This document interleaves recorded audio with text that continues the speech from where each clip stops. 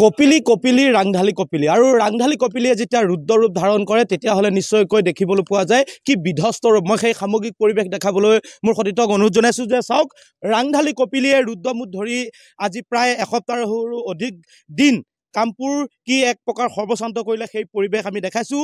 কি বাট পথ কয়, কি বাসগৃহ কয়, সকলো এক প্ৰকাৰ বিধ্বস্ত কৰি লৈ গ'ল আৰু তাৰ পৰিপ্ৰেক্ষিতত দেখিবলৈ পোৱা গ'ল কামপুৰবাসী দিশহাৰা হৈ পৰিছে বুলি ক'ব লাগিব। তেওঁলোক বহিৰাজ্যৰ লগত এক প্ৰকাৰ যোগাযোগ বিচ্ছিন্ন হৈ পৰিছে। আৰু এই মুহূৰ্তত মই উপস্থিত আছোঁ কামপুৰ বকুলগুৰিয়ে কুম্ভীৰডুবিত, আৰু এই কুম্ভীৰডুবিত যদি যিটো পথ, সেই পথটো যদি চাই কেৱল এটা স্থানতে নহয়, এই পথটোৰ প্ৰায় 10-15টাকৈ স্থানত দেখিবলৈ পোৱা যাব এনেদৰে যি কপিলিৰ বাঢ়নী পানীয়ে বুৰাই লৈ গ'ল। আৰু তাৰ পাছত যদি চাই তেতিয়াহ'লে দেখিব কি দুৰ্বিষহভাৱে সেইসকল বৰ্ণাঢ্যই অহা যোৱা কৰিব লগা হৈছে। গছৰ কাষেৰে গছৰ ওপৰে তেওঁলোকে এনেদৰে বিপদসংকুলভাৱে কিন্তু যাতায়াত কৰিবলগীয়া হৈছে। এজন লোক আছে, মই তেওঁৰ পৰা জানিবলৈ চেষ্টা কৰিম। কি ক'ব, প্ৰত্যেক বছৰে কিন্তু বান আহে। বিগত 2022 বৰ্ষত এই পথটো ভাঙি লৈ গৈছিল, তাৰ পাছত কিন্তু মেৰামতি কৰা নহ'ল আৰু পুনৰবাৰ দেখিবলৈ পোৱা গ'ল এইবাৰ কিন্তু সৰ্বশান্ত কৰি লৈ গ'ল কপিলিয়ে। হয়, মই নিশ্চয়কৈ ক'ব লাগিব যি কপিলি ভয়ংকৰে প্ৰতি বছৰত যিটো বান এই অঞ্চলেদি সোমাই আহে আৰু কুম্ভীৰডুবিৰ পৰা আৰম্ভ কৰি যিটো যমুনামুখলৈকে যি ৰাস্তাৰ দুৰৱস্থা বৰ্তমান হৈছে আপোনালোকে নিশ্চয় কেমেৰাত উঠাইছে। মই আৰু ক'বলগীয়া একো নাই, অসমৰ ৰাইজে সকলোৱে গম পাইছে। মই চৰকাৰক বিশেষকৈ আহ্বান জনাম যে প্ৰতি বছৰৰ পিছে পিছে যি প্ৰলয়ংকাৰী বানে আমাক এই সংহাৰী ৰূপ ধাৰণ কৰে, যাৰ ফলত এই PWD যিটো ৰাস্তা, পকী ৰাস্তা আছে, সম্পূৰ্ণ সহায় এটা পুখুৰী খাদ্য সৃষ্টি কৰিছে। বৰ্তমান এই অঞ্চলত যি গাড়ীৰ ব্যৱস্থাটো নাই, মানুহ এখন চাইকেল লৈ আহিব পৰা অৱস্থাত নাই, মানুহ এনেকুৱা অৱস্থাত আহি আছে, কোনোবা পৰি আছে, কোনোবা আহি আছে, ৰাস্তা বুলিবলৈ একোৱে নাই। গতিকে আমাৰ ইটো অঞ্চলত 3খনকৈ স্কুল আছে, প্ৰাথমিক বিদ্যালয় আছে, লগতে ME স্কুল 2খনকৈ আছে। আমাৰ ইফালৰ ছাত্ৰ ছাত্ৰীসকল অহাত বহুত ব্যাঘাত জন্মিছে।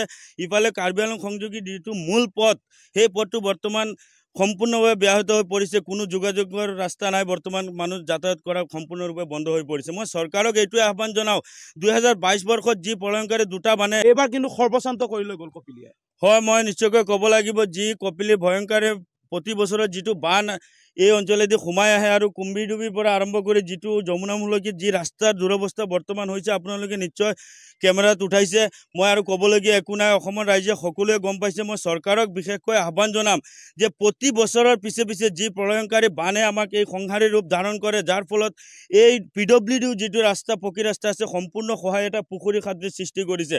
বৰ্তমান এই অঞ্চলত যি গাড়ীৰ ব্যৱস্থাটো নাই, মানুহ এখন চাইকেল লৈ আহিব পৰা অৱস্থাত নাই, মানুহ এনেকুৱা অৱস্থাত আহি আছে, কোনোবা পৰি আছে, কোনোবা আহি আছে, ৰাস্তা বুলিবলৈ একোৱে নাই। গতিকে আমাৰ ইটো অঞ্চলত 3খনকৈ স্কুল আছে, প্ৰাথমিক বিদ্যালয় আছে, লগতে ME স্কুল 2খনকৈ আছে। আমাৰ ইফালৰ ছাত্ৰ ছাত্ৰীসকল অহাত বহুত ব্যাঘাত জন্মিছে। ইফালে কাৰ্বি আংলং সংযোগী যিটো মূল পথ, সেই পথটো বৰ্তমান সম্পূৰ্ণভাৱে ব্যাহত হৈ পৰিছে। কোনো যোগাযোগৰ ৰাস্তা নাই, বৰ্তমান মানুহ যাতায়াত কৰা সম্পূৰ্ণৰূপে বন্ধ হৈ পৰিছে। মই চৰকাৰক এইটোৱে আহ্বান জনাওঁ, 2022 বৰ্ষত যি প্ৰলয়ংকাৰী দুটা বানে এই ৰাস্তাটো সহায় লৈ গৈছিল, তাৰপিছত যদিও আধা মেৰামতি কৰিছিল, আধা মেৰামতি যেনে তেনে মানুহ অহা যোৱা কৰা ব্যৱস্থাটো কৰি দিছিল, যদিও সম্পূৰ্ণকৈ এতিয়ালৈকে সেই কামখিনি কৰা নাই, আৰু যাৰ ফলত এই 2024ত আকৌ বানপানী আহি সম্পূৰ্ণৰূপে ৰাস্তাটো পুখুৰী বনাই থৈ গৈছে। মই চৰকাৰক এইটোৱে আহ্বান জনাওঁ, আপোনালোকে অতি শীঘ্ৰে আমাৰ এই অঞ্চলৰ ৰাইজৰ সুবিধাৰ্থে আপোনালোকে ৰাস্তাটো সম্পূৰ্ণ মেৰামতি কৰি দিয়ে যেন। হয়, নিশ্চয়ভাৱে মই সেই পুনৰ দৃশ্য দেখাইছোঁ যে চাওক, সকলো বৰ্তমান ৰাইজ এনেদৰে ওলাই অহা পৰিলক্ষিত হৈছে, কাৰণ তেওঁলোকৰ বাসগৃহ ভাঙি লৈ গ'ল, তেওঁলোকৰ যি পথ, সেই পথ ভাঙি লৈ গ'ল। আৰু এই মুহূৰ্তত তেওঁ এটা কথা উল্লেখ কৰিছে যে চাওক, ইয়াত যদি কিবা চিকিৎসাজনিত কাৰণ হয় বা কোনো লোকৰ যদি বেমাৰ হয়, তেতিয়াহ'লে কিন্তু তেওঁলোকে ইয়াৰ পৰা এখন এম্বুলেঞ্চেই হওক বা এখন চাইকেল লৈ তেওঁলোকে যাব নোৱাৰা অৱস্থাৰ সৃষ্টি হৈছে। কাৰণ ৰাজপথ বুলি ক'লে ভুল কোৱা হ'ব, এটা এটা বৰ্তমান পুখুৰী সদৃশ কৰি পেলাইছে যি কপিলি বলিয়া বানে। আৰু এজন লোক আছে, কি ক'ব, আপোনালোকৰ বৰ্তমান জমৰ যাতনা ভুগিছে, প্ৰত্যেকটো বছৰে আপোনালোকে এনেদৰে ভুগিব লগা হয়, চৰকাৰ প্ৰশাসনে কোনো ধৰণৰ ব্যৱস্থা গ্ৰহণ নকৰে, কি আহ্বান জনাব? আমি আহ্বান জনাইছোঁ এই বিভাগীয় কৰ্তৃপক্ষক অতি সোনকালে আমাক যাতায়াতৰ এটা ব্যৱস্থা কৰি দিব লাগে। আমি ইয়াত বহুত ৰাইজ আছোঁ, স্কুল, কলেজ, হস্পিটেল, দৈনিক ব্যৱসায়, বজাৰত যাব লাগে, মানুহ একদম মানে অচল হৈ গৈছোঁ। আমাৰ এতিয়া খাদ্য সামগ্ৰীৰ দামটো অতিৰিক্ত বাঢ়ি গৈছে। আমি লোকেল দোকানবিলাকৰ পৰা যি বস্তু যমুনানগৰত কিনিব পাৰোঁ, সেই বস্তুখিনি আমি ইয়াত পোৱা নাই, বহুত কষ্টত আছোঁ।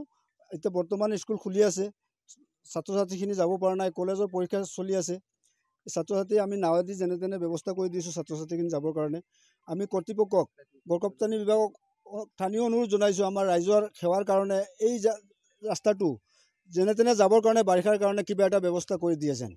এইটো নিশ্চয়ভাৱে আমি সেই পৰিৱেশসমূহ দেখাই আছোঁ যে চাওক মোৰ পাছফালে যদি চাই তেতিয়াহ'লে নিশ্চয়কৈ দেখিব যে কপিলীৰ যি ৰুদ্ৰৰূপ আৰু সেই ৰুদ্ৰৰূপ ধাৰণ কৰি কি এক পৰিৱেশৰ সৃষ্টি কৰি গ'ল কামপুৰত আজি প্ৰায় 10টা দিন অতিক্ৰম কৰিলে তাৰ পাছতো যদি চাই তেতিয়াহ'লে দেখিব পানী কমিছে কিন্তু পানী কমাৰ পাছত যিসমূহ গয়া সেই গয়াসমূহৰ কি দুৰ্দশা কি অৱস্থাৰ সৃষ্টি হৈছে পশুধনৰ গতি নাইকিয়া হৈছে তেওঁলোকৰ বাসগৃহসমূহ ভাঙি গৈছে আৰু শেহতীয়াকৈ যদি চাই যিসমূহ পথ সেই পথসমূহ কিন্তু যাতায়াতৰ বাবে একেবাৰে দুৰ্বিষহ হৈ পৰিছে বহু ঠাইৰ লগত কিন্তু এই মুহূৰ্তত যাতায়াত বন্ধ হৈ পৰিছে আৰু এই মুহূৰ্তত কিন্তু চৰকাৰৰ কৰণীয় আছিল তৎপৰভাৱে গড়কাপ্তানি বিভাগৰ তেওঁলোকৰ কাম আছিল যে এইসমূহ যিসমূহ পথ ভাঙি লৈ গৈছে যিসমূহ বলীয়া বানে সেই পথসমূহ যে মেৰামতি কৰি ৰাইজক যাতায়াত কৰিবৰ বাবে সুচল কৰি দিয়ে সেয়াই এই মুহূৰ্তত আহ্বান জনাইছে ৰাইজে।